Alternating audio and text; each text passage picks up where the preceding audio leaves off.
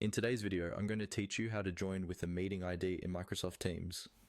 We'll walk through this process slowly and clearly, so even if you're new to Teams, you'll be able to follow along without any trouble. This method is especially helpful when someone sends you just a meeting ID instead of a direct link. First, open your web browser and go to the Microsoft Teams website. Make sure you're signed in with your work, school, or personal Microsoft account, depending on what your organization uses. Once you're signed in, you'll be taken to the main Teams home screen. On this home screen, look toward the top of the page for the option labeled Meet. This is usually displayed as a button that lets you either start or join meetings.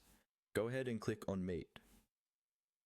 If you don't see it right away, try maximizing your browser window or checking the main navigation area, because sometimes the layout can adjust depending on your screen size. After clicking Meet, you'll see several options related to meetings. Here is where you want to look for the option that says Join with Meeting ID.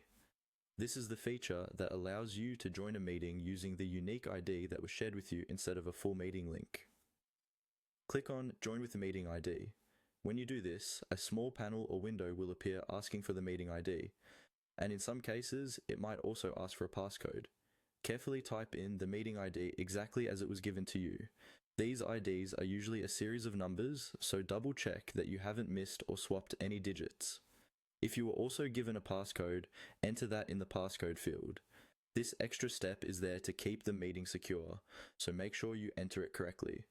Once you've filled in the required fields, look for the join button and click it. Before you're fully connected, Teams may show you a preview screen. This is where you can choose your audio and video settings, like whether you want your camera on and whether to mute your microphone before joining.